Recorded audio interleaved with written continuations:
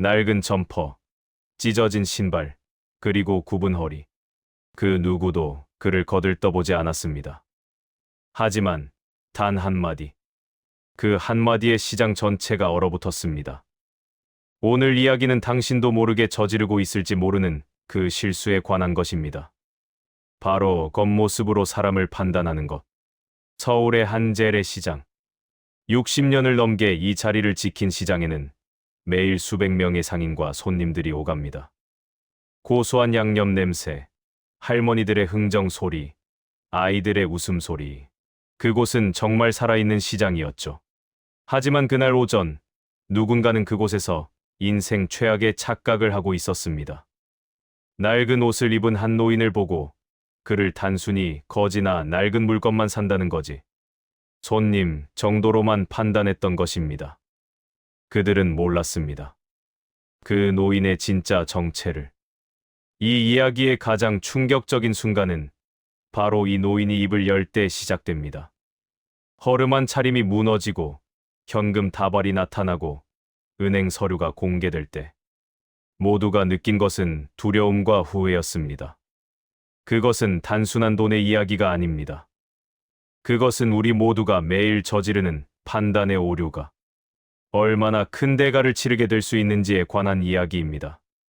지금부터 그 놀라운 이야기의 시작으로 당신을 초대합니다. 오전 10시 정각, 서울 종로 재래시장의 입구에는 이미 상인들이 분주히 손님을 맞이하고 있었습니다. 야채를 다듬는 손놀림은 재빠르고 생선을 손질하는 칼소리는 리드미컬했습니다. 이곳은 수십 년을 이어온 장인 정신의 현장이었죠. 그 순간 시장 입구로 천천히 들어오는 한 실루엣이 있었습니다. 낡은 회색 점퍼, 무릎이 구부러진 검은 바지, 까진 가죽 신발에는 안창이 밖으로 튀어나와 있었습니다. 손엔 낡은 지팡이를 짚고 있었고 어깨에 매신 가방은 30년은 됨직한 빛바랜 청가방이었습니다. 얼굴에는 주름이 소복이 새겨져 있었고 머리는 회백색으로 자연스럽게 자라 있었습니다. 그것이 바로 그 노인의 모습이었습니다.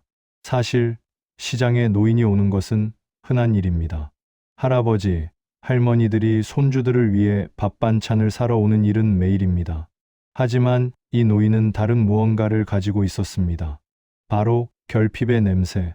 상인들의 눈빛은 순간적으로 변했습니다. 그 변화를 설명하자면 마치 카메라의 초점이 바뀌듯이 따뜻했던 눈빛이 흐릿해지고 냉정해지는 것이었습니다. 한 야채 상인이 먼저 입을 열었습니다. 할아버지, 뭘 찾으세요? 목소리는 예의 바른 척했지만 그 안에는 구매력이 없는 손님이라는 판단이 이미 숨어 있었습니다. 노인은 조용히 대답했습니다. 배추 있나요? 좋은 배추 하나 살 수 있을까요? 그 순간 상인의 얼굴에 미묘한 표정이 떠올랐습니다.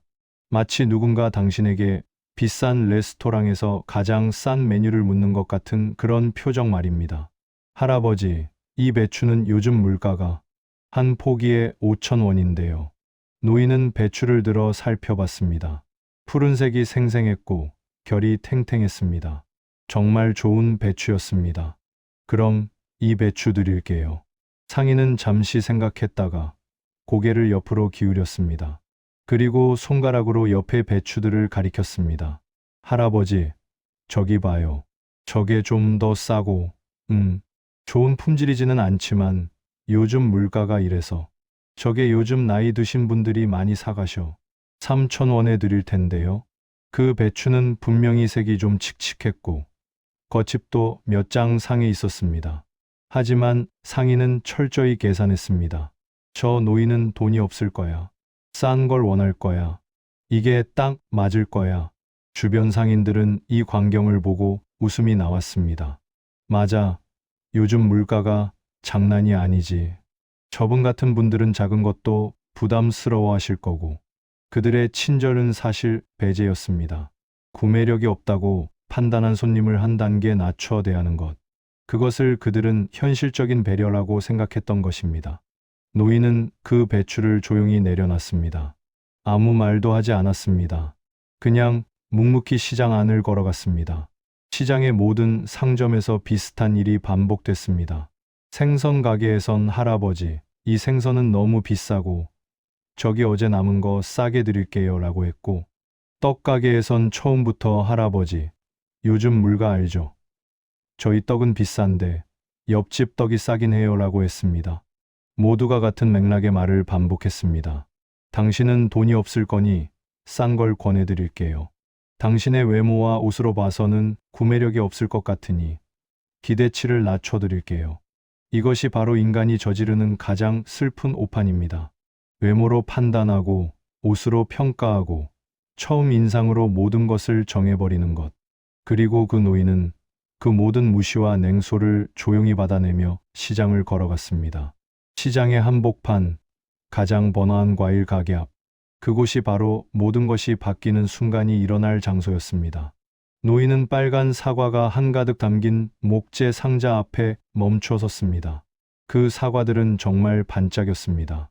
햇빛에 비치는 과실들은 마치 보석처럼 빛나고 있었습니다. 한 입 물면 아삭하고 달콤할 것 같은 그런 품질의 사과들이었습니다. 과일 가게 상인 60대 초반의 박 씨는 처음엔 같은 반응을 보였습니다. 할아버지, 뭘 찾으세요? 그 목소리에는 역시 선입견이 가득했습니다. 노인은 조용히 물었습니다. 이 사과 한 상자에 얼마예요? 박 씨는 속으로 생각했습니다. 한 상자. 이분이 일반적으로 한 상자는 무게로 계산하면 한 20만 원대인데. 설마? 할아버지, 한 상자는 너무 비싸고요. 저기 좀 덜 좋은 거, 한 봉지에 2만 원에 드릴게요. 하지만 노인은 다시 말했습니다. 아니, 이 상자 사과가 좋아 보이는데, 한 상자가 얼마라고 했어요? 박 씨는 이제 약간 이상하다고 생각했습니다. 이 노인이 정말로 한 상자를 사려고 하는 건가? 농담이 아니라? 글쎄요. 이 사과가 정품이거든. 한 상자가 약 25만 원 정도 합니다. 시장의 모든 소리가 순간 멎은 것 같았습니다. 25만 원. 그것은 이 노인이 하루 종일 벌 수 있는 액수보다 많을 수도 있는 상당한 금액이었습니다. 그 순간 노인은 한 발 물러섰습니다. 그리고 주머니에 손을 넣었습니다. 모든 상인들의 눈이 그 노인의 손에 집중됐습니다. 주머니에서 나온 것은 낡은 지갑이었습니다. 색이 바랜 정말로 낡은 가죽 지갑. 아마 10년은 넘게 사용해온 것으로 보였습니다. 박 씨는 속으로 생각했습니다. 역시 농담이었나 봐. 이 지갑에서 25만 원이 나올 리가. 하지만 그때 일어난 일은 모든 사람들의 예상을 뒤엎었습니다. 노인이 그 낡은 지갑을 열자 안에서 나온 것은 새하얀 100원권 지폐들이었습니다. 꺼내고 또 꺼내고 계속 꺼내졌습니다. 마치 마술사의 모자에서 끝없이 나오는 것처럼. 야, 그게 뭐야? 박 씨의 옆에 있던 생선 가게 상인이 입을 다물지 못했습니다. 저분이 돈이? 노인은 무표정하게 지폐들을 세었습니다. 100만 원, 200만 원, 그리고 계속 시장의 분위기가 순간 변했습니다. 마치 누군가 조명을 바꾼 것처럼 그 노인을 보는 모든 눈빛이 달라졌습니다. 박 씨는 즉시 자세를 바꿨습니다. 허리를 굽혔고 목소리를 더 높였습니다. 아, 할아버지, 정말 미안합니다. 제가 잘못 생각했어요. 이 사과 정말 좋은 거고 정품이거든요. 그냥 다 사세요. 하지만 노인은 지폐를 세우면서 조용히 말했습니다. 그럼 이 상자 사과, 이 옆 상자 사과, 그 옆 상자, 전부 다 줄 수 있겠소? 박 씨는 눈이 휘둥그레졌습니다.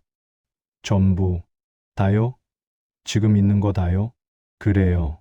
그리고 저 단호박도 전부, 저 딸기도 전부, 각각 한 상자씩. 순간 시장이 술렁였습니다. 주변 상인들이 박 씨 쪽으로 몰려왔습니다. 야, 박 씨, 뭐 하는 거야? 그 노인이 진짜 사는 거야? 예? 네, 지금 다 사시려고. 그 순간 떡가게 아주머니가 달려왔습니다. 할아버지, 할아버지 저기 계세요. 저희 떡도 봐주시겠어요? 정말 좋은 떡이거든요.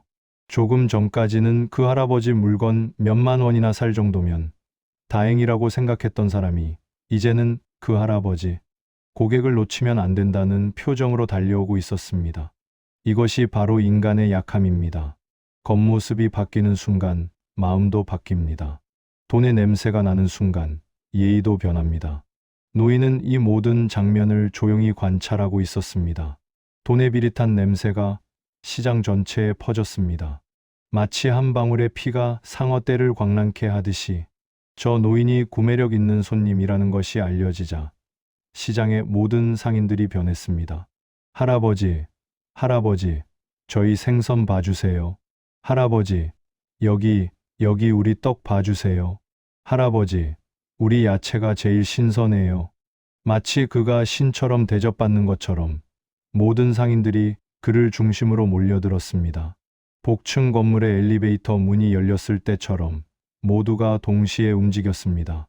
가장 놀라웠던 것은 그 변화의 속도였습니다. 10분 전 노인에게 싸구려 물건을 권했던 그 야채 상인도 이제는 진상을 띠고 있었습니다. 할아버지, 저희 배추 정말 좋은 거예요. 제가 직접 농장에 가서 가장 좋은 것만 고른 거거든. 원래는 비싸야 하는데 할아버지 같은 분을 위해서라면 싸게 드릴 수 있어요. 어제는 시든 배추가 최고급 배추로 변신했습니다. 생선 가게 상인도 마찬가지였습니다. 할아버지, 이 생선 봐요. 이건 이 아침에 들어온 활어예요. 정말 신선해요. 다른 손님들은 못 사가고 있어요. 할아버지만을 위해 빼둬놓은 거거든. 10분 전엔 어제 남은 생선이었던 것이 이제는 아침에 들어온 활어가 되었습니다. 떡가게 아주머니는 더 적극적이었습니다. 할아버지, 우리 떡이 진짜 유명해요. 요즘 핫플레이스거든. 할리우드 배우들도 먹으러 왔어요. 진짜. 사실 그 떡가게는 작은 골목의 평범한 가게였습니다. 특별할 것도 없고 유명할 것도 없었습니다. 하지만 지금 노인 앞에서는 마치 미쉐린 스타를 받은 가게처럼 변신했습니다. 노인은 이 모든 광경을 보며 조용히 웃음을 짓고 있었습니다. 그것은 슬픈 웃음이었습니다. 마치 예상했던 결말을 지켜보는 그런 타당한 결론을 내려다보는 그런 표정이었습니다. 가장 극적인 변화는 박씨 과일 가게 상인이었습니다. 할아버지, 정말 죄송합니다. 제가 처음에 잘못했어요. 저도 물가가 어렵고 장사가 힘들어서 자꾸 그런 표정을 짓게 되는 것 같아요. 박 씨는 마치 자신이 큰 죄를 지은 것처럼 고개를 숙였습니다. 이것은 진정한 사과가 아니었습니다. 이것은 후회였습니다. 돈을 놓칠 수 있다는 두려움에서 비롯된 후회. 사실 노인이 아침에 들어왔을 때 박 씨가 지은 표정은 나쁜 표정이 아니었습니다. 그것은 단지 현실적인 판단이었을 뿐입니다. 구매력이 없어 보이는 손님에게는 싼 물건을, 구매력 있어 보이는 손님에게는 좋은 물건을. 이것은 시장의 생리였고 생존 전략이었습니다. 하지만 지금 박 씨가 보이는 태도는 달랐습니다. 이것은 이성이었습니다. 돈의 냄새가 난다는 이유만으로 태도를 180도 바꾸는 것. 진정한 친절이 아니라 이익을 노린 계산된 친절. 시장의 모든 상인들이 이 위선을 보여주고 있었습니다. 할아버지, 저희 가게 단골이 돼주세요. 할아버지, 다음엔 꼭 저희 여기로 오세요.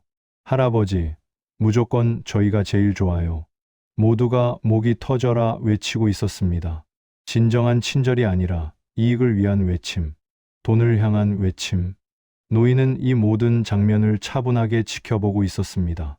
그리고 그의 눈빛엔 어떤 감정이 저장되고 있었습니다. 시장의 분위기가 절정에 다다랐습니다. 모든 상인들이 노인 주위에 몰려 있었고 그들의 목소리는 마치 오케스트라처럼 조화를 이루고 있었습니다. 할아버지, 우리 가게 물건 좋지 않으신가요? 할아버지, 계산해 드릴까요? 할아버지, 뭐 더 필요하신 거 있으세요? 그 순간 노인은 손을 들어 모든 것을 멈추게 했습니다. 잠깐, 단 한마디 말입니다. 그 한마디에 모든 상인들이 입을 다물었습니다. 노인은 낡은 지갑에서 다시 무언가를 꺼냈습니다. 현금 다발이 아니라 이번엔 다른 것이었습니다. 검정색의 두터운 서류 봉투. 그것을 모두가 바라봤습니다. 노인은 천천히 그 봉투를 열었습니다. 안에서 나온 것은 여러 장의 서류와 그 위에 빛나는 도장들이었습니다. 이거 뭐예요? 박 씨가 물었습니다.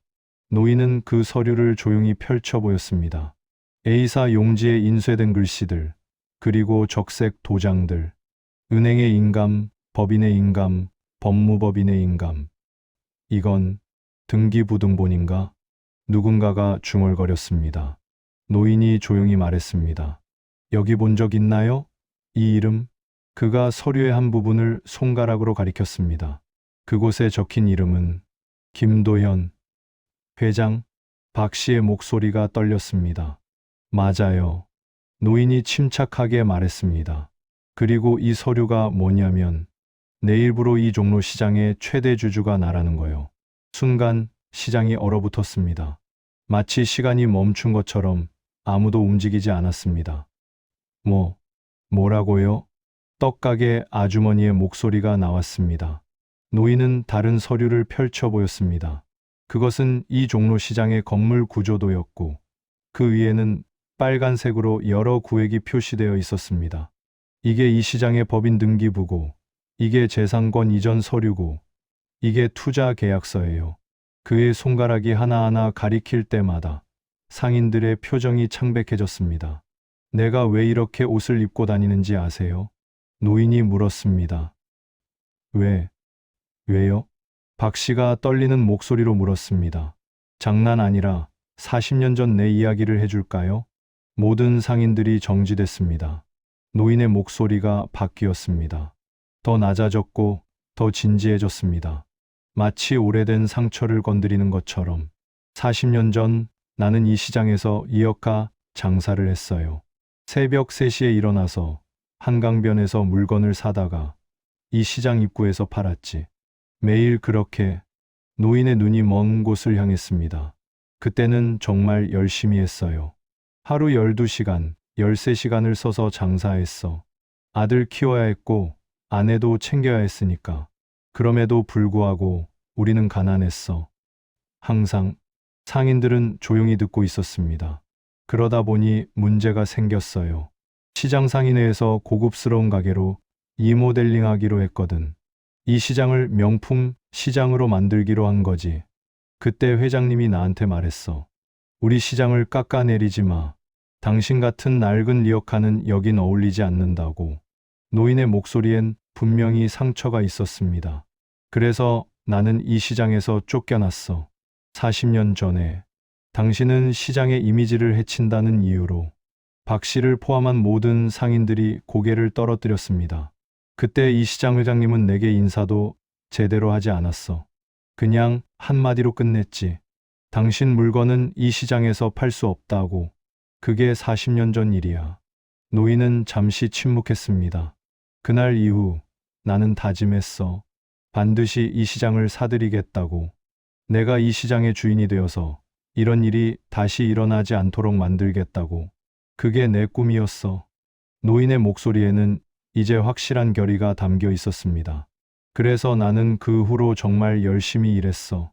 리어카 장사에서 시작해서 나중에 소매점을 차렸고, 그 다음엔 도매를 시작했고, 그 다음엔 부동산에 투자했고, 그 다음엔 여러 회사에 투자했어.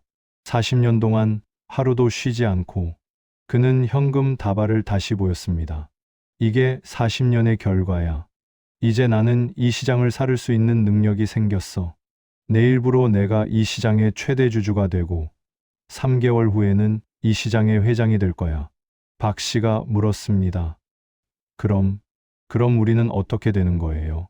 노인은 미소를 지었습니다. 하지만 그 미소는 따뜻하지 않았습니다. 오히려 우리가 알 수 없는 감정이 담겨 있었습니다. 너희는 계속 여기서 장사할 수 있어. 문제가 없다면. 하지만 규칙이 바뀔 거야. 무슨 규칙이요? 떡가게 아주머니가 물었습니다.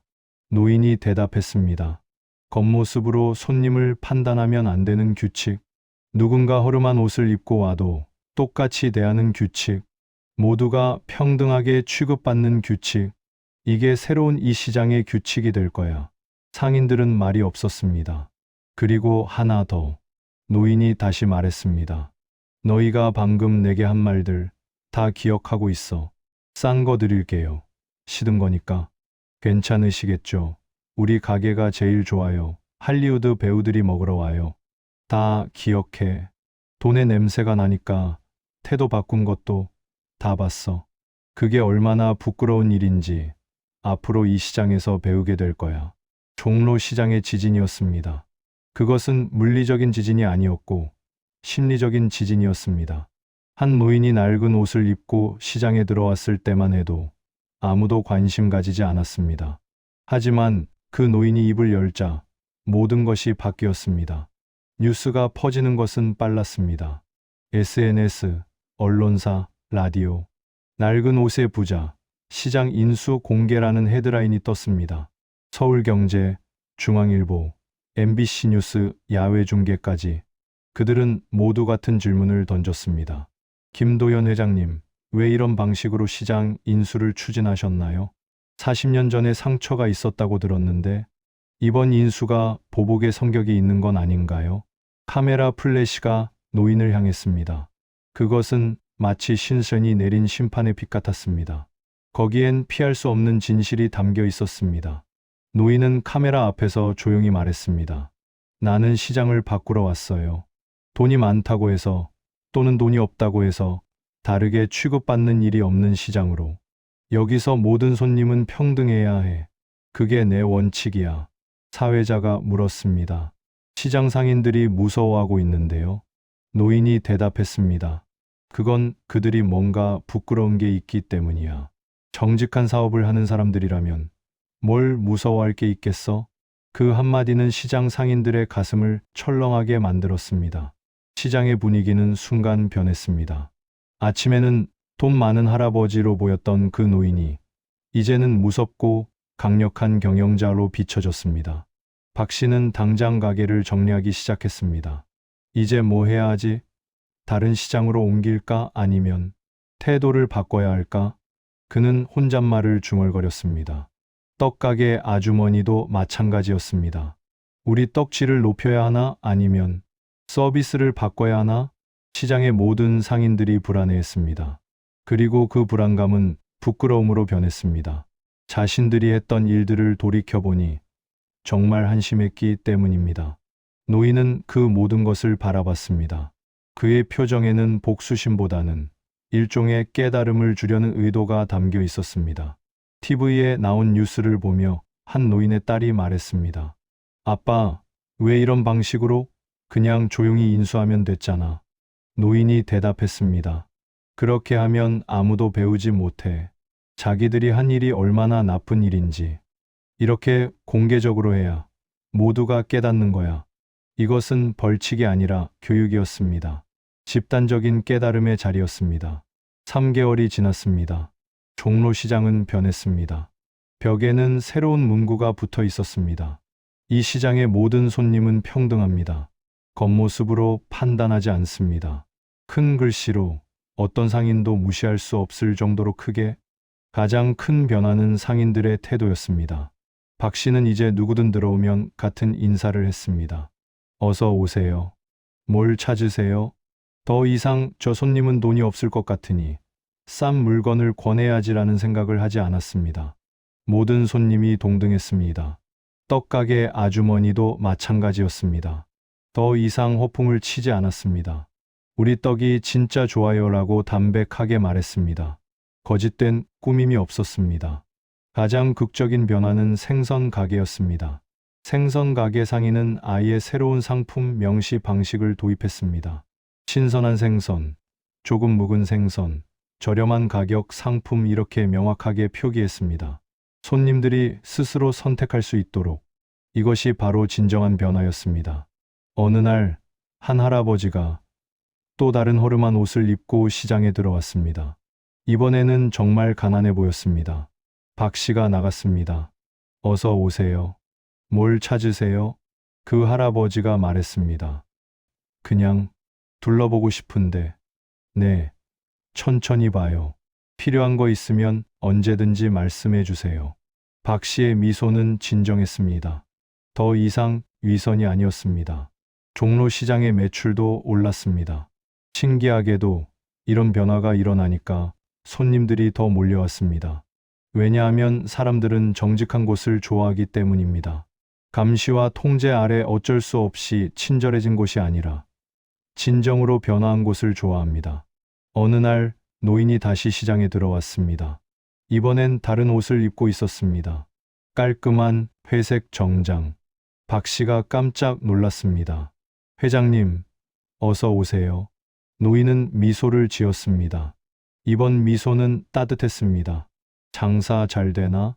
네, 회장님 덕분에 지금은 정말 잘 되고 있어요. 그리고 저도 변했어요. 손님을 대하는 태도가 정말 많이 변했어요. 노인이 말했습니다. 그게 내가 원했던 거야. 돈이 아니라 마음의 변화. 이제 이 시장은 진짜 좋은 시장이 될 거야. 그리고 그날 오후, 시장의 모든 상인들이 한자리에 모였습니다. 노인의 제안이었습니다. 함께 배우는 시간. 노인이 말했습니다. 우리는 지금까지 사람을 외모로, 돈으로, 첫인상으로 판단하는 습관에 빠져 있었어. 그리고 그 습관이 얼마나 위험한지 몰랐어. 오늘부터는 달라져야 해. 이 시장의 모든 손님은 우리가 존경해야 할 사람이야. 왜냐하면 우리가 절대 알 수 없는 이야기들을 그들은 갖고 있거든. 상인들이 조용히 고개를 끄덕였습니다. 노인이 마지막으로 말했습니다. 겉모습은 낡을 수 있지만 마음의 품격은 시간으로만 완성돼. 우리 모두가 그걸 기억하면서 장사하자. 종로시장은 이제 서울에서 가장 따뜻한 시장이 되었다고 합니다. 손님들은 말했습니다. 여기 상인들은 정말 친절해. 여기서 물건 사면 마음이 편해. 여기 올 때마다 기분이 좋아. 그리고 노인 김도연 회장은 주말마다 그 시장을 거닐었습니다. 더 이상 낡은 옷을 입지 않았지만 마음은 여전히 그 겸손한 리어카 장수였습니다. 우리가 오늘 들은 이 이야기는 한 개인의 복수담이 아닙니다. 이것은 판단의 오류가 얼마나 큰 대가를 초래하는가에 관한 이야기입니다. 종로시장의 상인들은 결코 나쁜 사람들이 아니었습니다.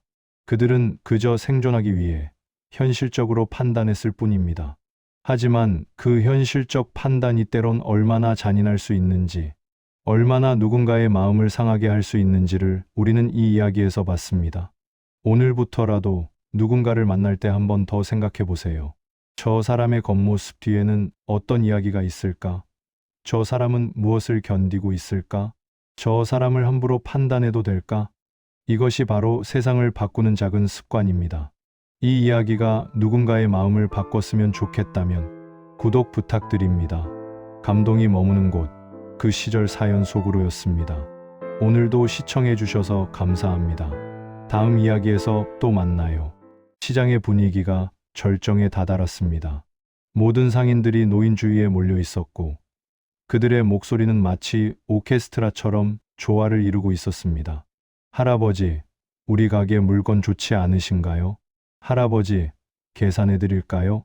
할아버지, 뭐 더 필요하신 거 있으세요?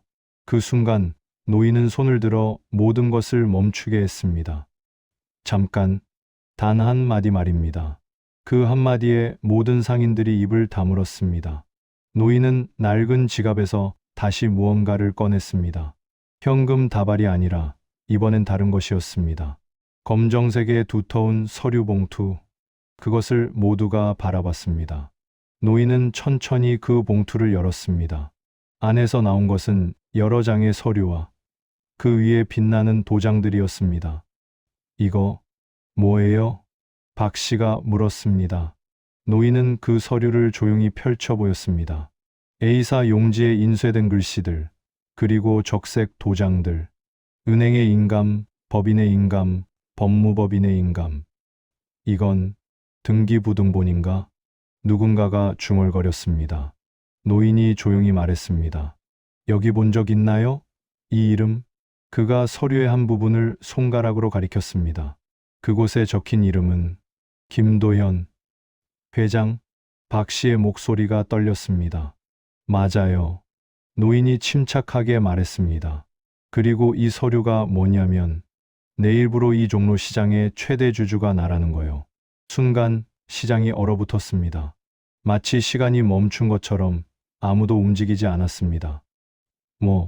뭐라고요? 떡가게 아주머니의 목소리가 나왔습니다. 노인은 다른 서류를 펼쳐 보였습니다. 그것은 이 종로 시장의 건물 구조도였고 그 위에는 빨간색으로 여러 구획이 표시되어 있었습니다.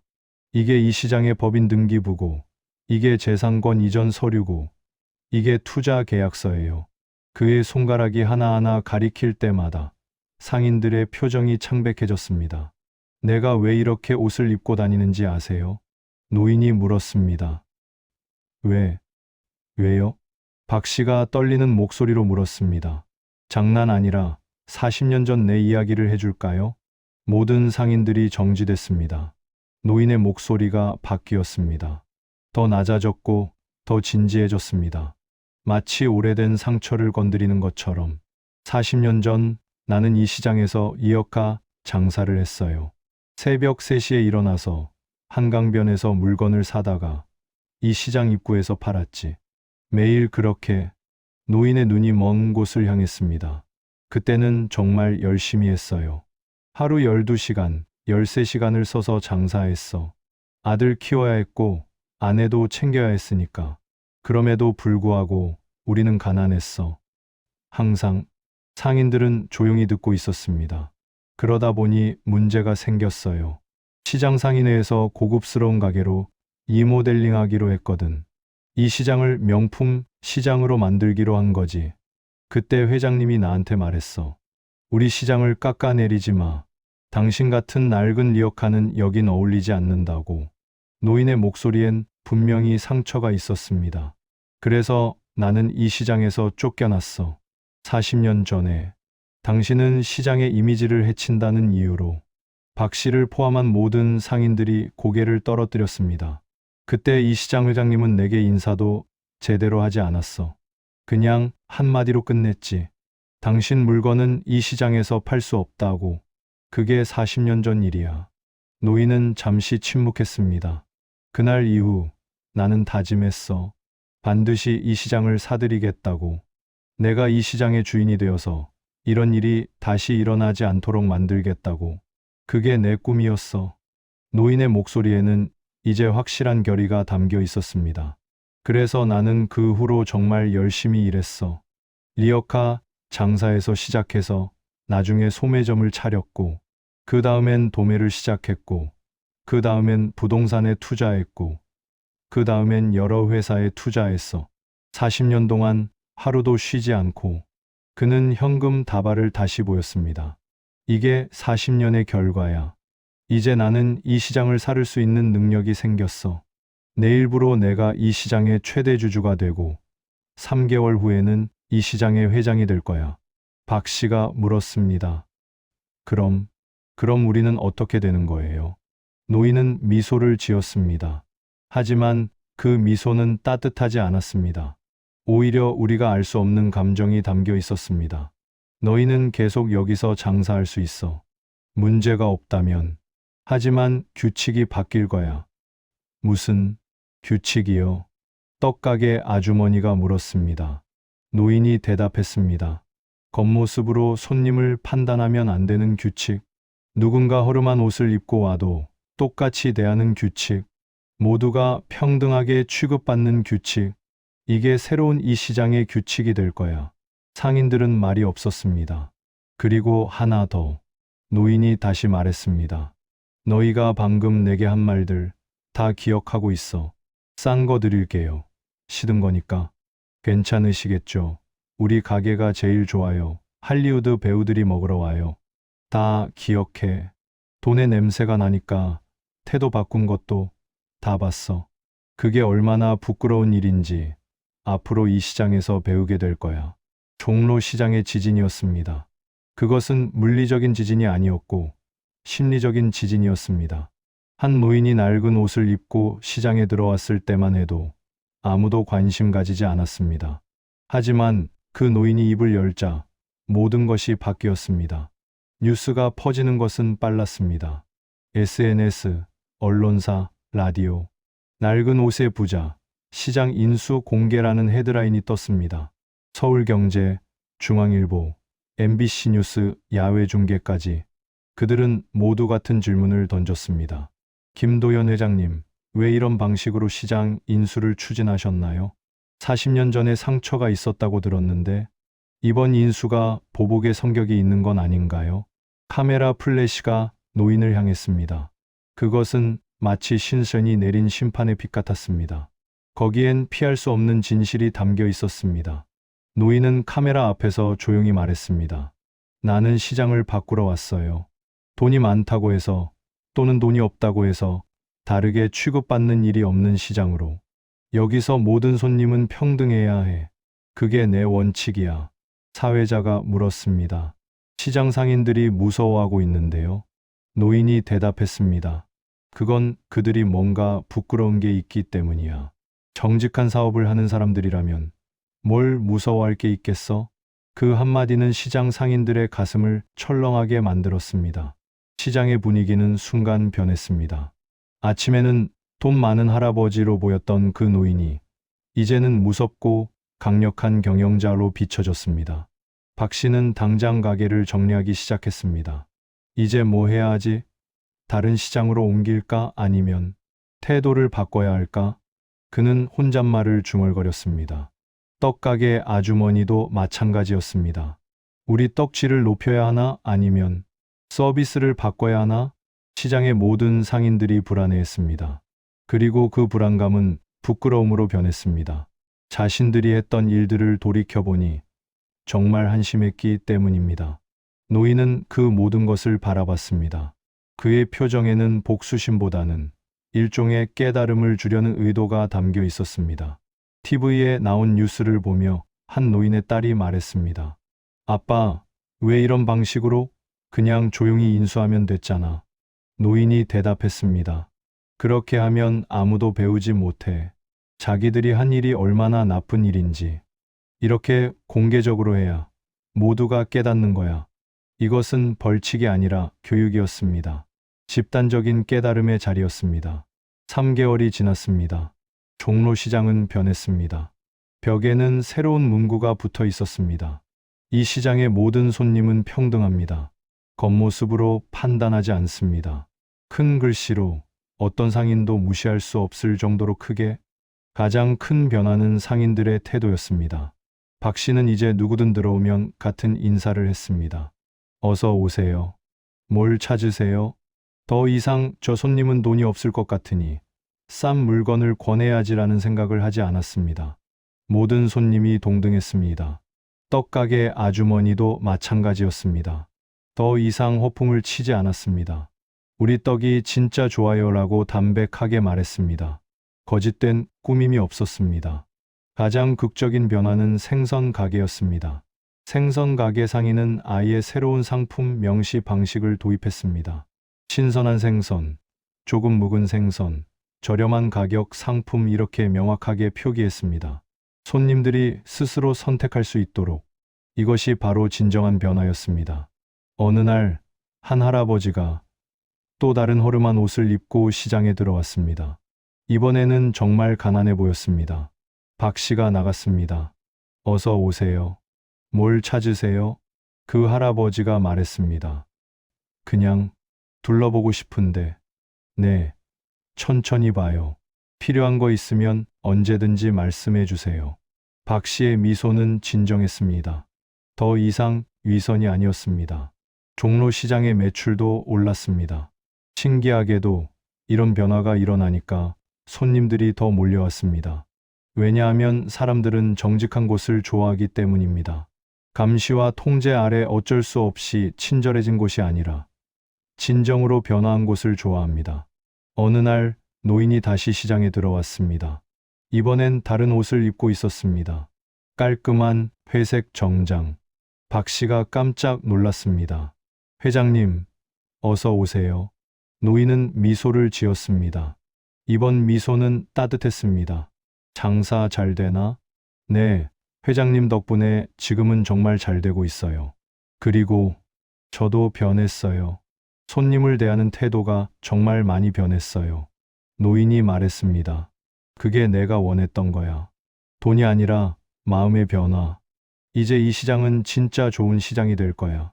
그리고 그날 오후 시장의 모든 상인들이 한자리에 모였습니다. 노인의 제안이었습니다. 함께 배우는 시간. 노인이 말했습니다. 우리는 지금까지 사람을 외모로, 돈으로, 첫인상으로 판단하는 습관에 빠져 있었어. 그리고 그 습관이 얼마나 위험한지 몰랐어. 오늘부터는 달라져야 해. 이 시장의 모든 손님은 우리가 존경해야 할 사람이야. 왜냐하면 우리가 절대 알 수 없는 이야기들을 그들은 갖고 있거든. 상인들이 조용히 고개를 끄덕였습니다. 노인이 마지막으로 말했습니다. 겉모습은 낡을 수 있지만 마음의 품격은 시간으로만 완성돼. 우리 모두가 그걸 기억하면서 장사하자. 종로시장은 이제 서울에서 가장 따뜻한 시장이 되었다고 합니다. 손님들은 말했습니다. 여기 상인들은 정말 친절해. 여기서 물건 사면 마음이 편해.